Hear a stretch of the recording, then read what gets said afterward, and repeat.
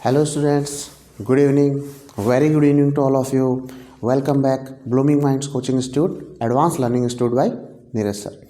Okay my dear friends, तो कल हमने थोड़ा सा केमिस्ट्री का इंट्रो पार्ट लिया था. आज उसी से थोड़ा आगे बढ़ते हुए, उसी से रिलेट करते हुए आगे बढ़ते हैं. तो आज जो हम स्टार्ट करने वाले हैं वो स्टार्ट करेंगे हम कार्बन के बारे में. उसकी एक प्रॉपर्टी है सेल्फ कॉम्बिनेशन. देखिए वर्ड से ही पता लग रहा है, सेल्फ कॉम्बिनेशन मतलब अपने आप से जुड़ना. ये कार्बन की एक ऐसी यूनिक प्रॉपर्टी है जो इसको बहुत इंपॉर्टेंट बना देती है अपने आप में.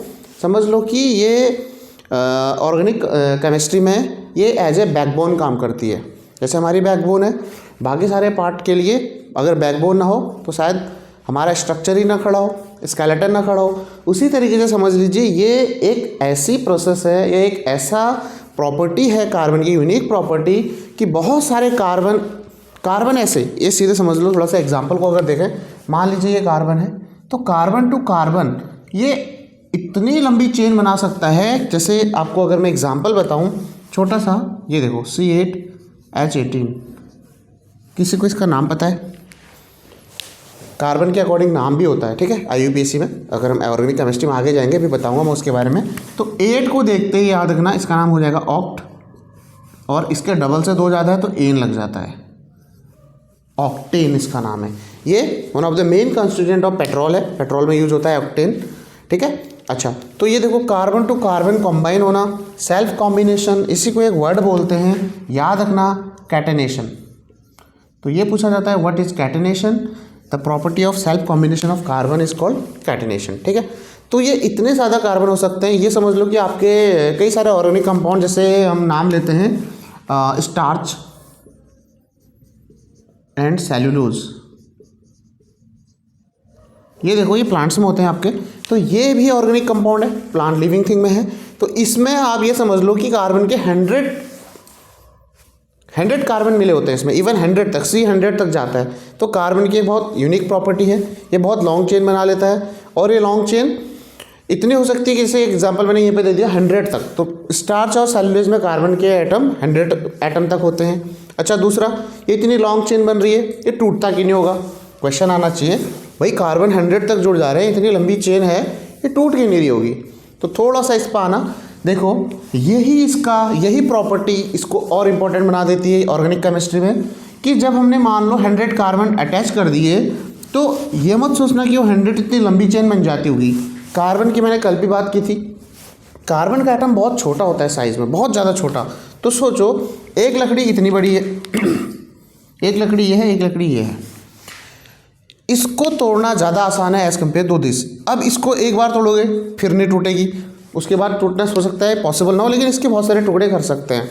तो ऐसे कार्बन के जो 100 कार्बन भी अटैच हो जाएंगे ना, वो भी बहुत छोटे रहते हैं. रीजन क्या है इसके? एक एटम का साइज ही बहुत छोटा है. रीजन क्यों? क्योंकि कार्बन का जो एटॉमिक नंबर कल भी बात की थी 6, 2 और 4, तो अंदर 2, उसके बाद 4, 2 ही सेल हैं, और दूसरे सेल में 4 इलेक्ट्रॉन, अंदर प्रोटॉन उनको अपनी ओर अट्रैक्ट किया हुआ है फोर्स ऑफ अट्रैक्शन की वजह से. तो साइज बहुत छोटा है. छोटे साइज की वजह से इसकी जो चेन है, बहुत लंबी चेन भी, वो भी काफ़ी स्टेबल रहती है. और दूसरा स्टेबिलिटी का दूसरा रीज़न इसकी वैलेंसी 4, टेट्रा वैलेंसी. तो ये क्या करेगा, जैसे कार्बन टू कार्बन तो अटैच हो गए भाई, बाकी 1, 2, 3 इसमें 2 और ऐड होंगे, क्योंकि हर कार्बन की देखो, हर कार्बन की 4 वैलेंसी होगी, इसकी भी, इसकी भी. तो बाकी इस पर कुछ ना कुछ अटैच होगा. तो ये क्या करता है, एक कोवलेंट बॉन्ड की वजह से, शेयरिंग ऑफ इलेक्ट्रॉन की वजह से काफ़ी स्ट्रॉन्ग बॉन्ड फॉर्म करता है. चेन भी लंबी हो गई और फॉर्मेशन काफ़ी स्ट्रॉन्ग हो गया, और कार्बन का साइज बहुत छोटा है. तो सारे के सारे पॉइंट, सारे के सारे जो भी हम बात करेंगे ये सारे की, ये इतना इंपॉर्टेंट क्यों है, सारे पॉइंट्स इसके फेवर में आते हैं, ठीक है. लॉन्ग चेन बनाना, सेल्फ कॉम्बिनेशन, कैटिनेशन. दूसरा, साइज छोटा तो चेन बहुत लंबी बना सकता है, और बॉन्डिंग काफ़ी स्ट्रॉन्ग होगी. कार्बन के अलावा अदर एलिमेंट भी जुड़ सकते हैं इसमें. अभी हम वही सब पढ़ने वाले हैं ऑर्गेनिक केमिस्ट्री में, कार्बन के कंपाउंड्स, ठीक है. तो ये चीज़ें हो गई. इसके अलावा एक एलिमेंट और है जो कैटिनेशन या सेल्फ कॉम्बिनेशन की प्रॉपर्टी उसमें भी होती है, वो होता है हमारा सिलिकॉन, ठीक है. लेकिन इसका ज़्यादा यूज़ नहीं कर सकते. ये कह सकते हैं कि इसका bond as compare to carbon काफ़ी वीक होता है, अनस्टेबल होता है. ये 7 to 8 तक, 7 to 8 हाइड्रोजन अपने आप में जोड़ सकता है, उसके बाद नहीं, इसके बाद ब्रेक हो जाएगा. तो काफ़ी लिमिटेड है, बट ये अनलिमिटेड है भाई। इसका तो बहुत लंबा चेन आप बना सकते हो। मोस्टली हमारे सारे ऑर्गेनिक कंपाउंड के लिए एज ए बैकबोन है, ये समझ लो। जैसे हमारी बैकबोन ऐसी है, यहाँ की बैकबोन मैंने भी पहले बताया था, तो एज ए बैकबोन काम करता है ऑर्गेनिक केमिस्ट्री में कार्बन की ये प्रॉपर्टी। तो ये समझ लो एक बैकबोन है, बाकी सब इस पर जुड़े हुए हैं। तो जो भी कंपाउंड बनाना है वो यहाँ जुड़ेंगे, बाकी कार्बन टू कार्बन जितना आपको चाहिए उतना ही जुड़ जाएंगे। तो यही प्रॉपर्टी है कार्बन की एक यूनिक। चलिए अब इसके कुछ एलोट्रॉप्स की बात करते हैं। एलोट्रॉप होता क्या है इसको ज़रा देखते हैं। चलिए भाई, तो ये था। अब एलोट्रॉप की बात करते हैं। एलोट्रॉप होते क्या हैं? एलोट्रॉप्स, तो ये एलोट्रॉप्स होते क्या हैं? एलोट्रॉप्स आप लोगों को पता होंगे। एलोट्रॉप्स के बारे में किसी को कोई आइडिया है कुछ भी कि एलोट्रॉप्स होते क्या हैं? कोई आइडिया? ठीक है, एलोट्रॉप्स होता क्या है ये समझ लो आप। Various physical form, various physical form but chemically same, बस ये याद रखना। एलोट्रॉप्स फिजिकली अलग होंगे, फिजिकल प्रॉपर्टी अलग हो सकती है, बट केमिकली ये एक ही है। जैसे यहाँ पर हम कार्बन की बात कर रहे हैं, तो कार्बन के एलोट्रॉप की बात करते हैं। कार्बन के आपके देखिए एलोट्रॉप्स, कार्बन के क्या क्या हैं? पहला वेल नोन डायमंड, ठीक है, दूसरा ग्रेफाइट,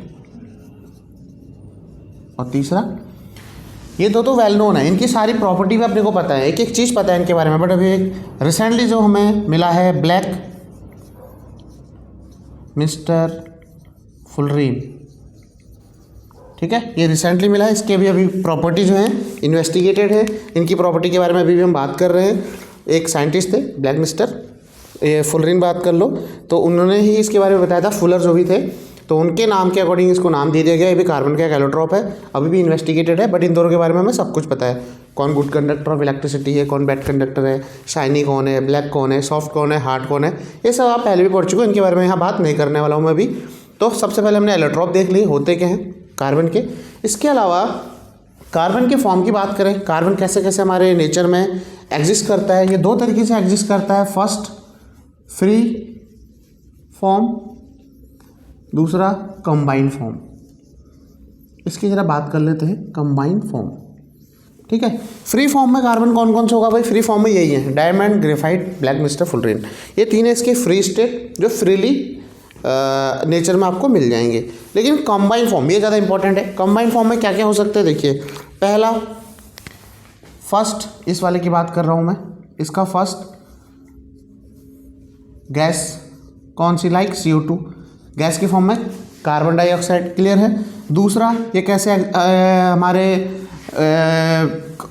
कंबाइंड फॉर्म में और कैसे हो सकता है? देखो कार्बोनेट्स, कार्बोनेट्स लाइक देखो कार्बोनेट कौन से होंगे इनको मैं बता दे रहा हूँ। देखो मार्बल, मार्बल, चौक, मार्बल हो गया, चौक हो गया, और किसका फॉर्मूला होता है कार्बोनेट बता सकते हो? मार्बल, चौक, और एक चीज़ और होता है, क्या होता है? मार्बल, चौक और लाइमस्टोन। Very very important. ये कैसे भूल सकते हो भाई? लाइमस्टोन, ठीक है, मार्बल, चौक और लाइमस्टोन। गैस हो गया, कार्बोनेट हो गया, और क्या होते हैं? Fossil fuel. ये इससे इंपॉर्टेंट है और हमारा फॉसिल फ्यूल के फॉर्म में।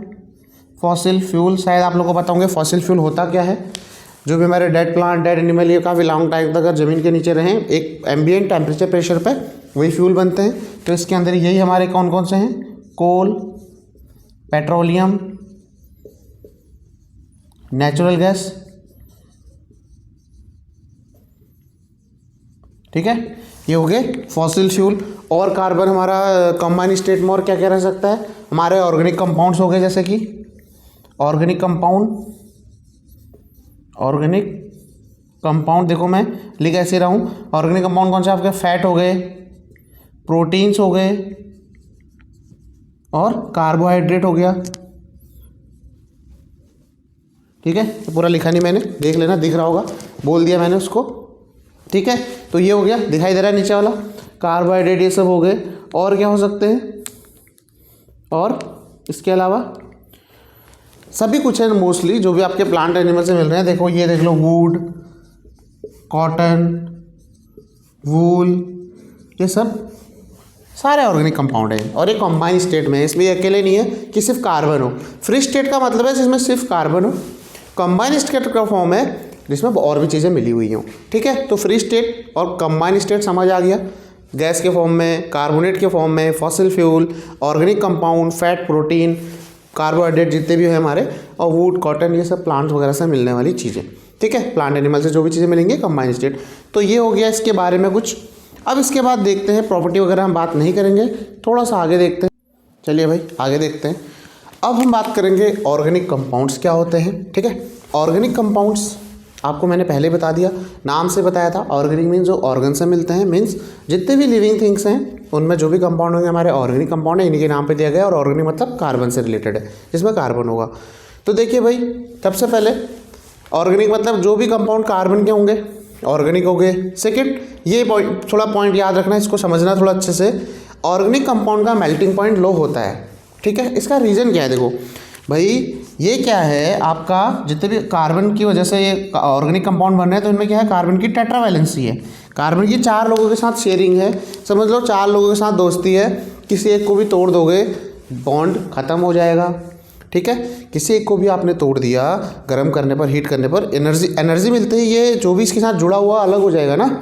परेशानी आई, दिक्कत आई, छोड़ के चले जाएंगे। ऐसे दोस्त हैं इसके, दोस्त बहुत हैं लेकिन दोस्त परेशानी आने पर भाग सकते हैं। तो इसीलिए इसका मेल्टिंग पॉइंट बहुत लो होता है। गर्म करोगे तो बॉन्ड टूट जाएगा, हीट करोगे तो और ये मेल्ट हो जाएंगे ऑर्गेनिक कंपाउंड।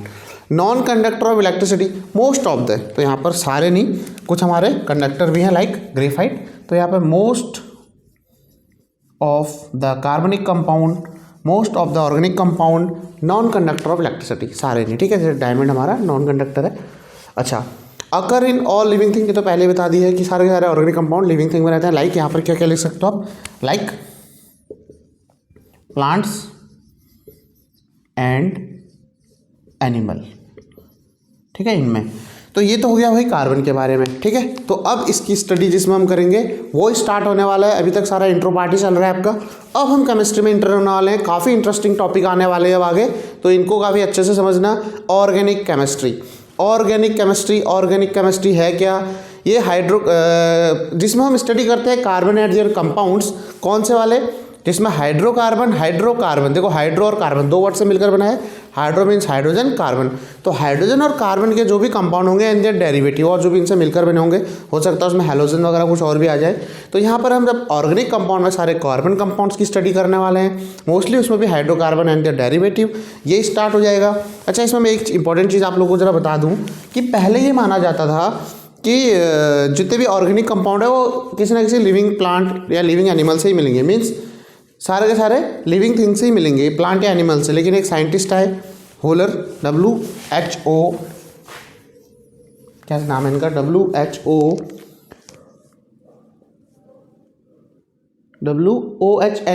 तो इनका नाम थोड़ा सा ये याद रखना, इसको मैं यहाँ पर लिख देता हूँ, थोड़ा इंपॉर्टेंट है कि भाई ऐसा कौन से साइंटिस्ट थे जिन्होंने ये बता दिया कि ज़रूरी नहीं है सारे ऑर्गेनिक कंपाउंड लिविंग थिंग्स से ही मिले।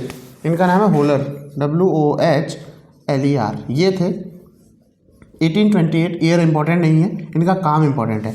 तो होलर आए, इन्होंने एक कंपाउंड लिया जिसका नाम है सोडियम साइनेट, NH4CNO।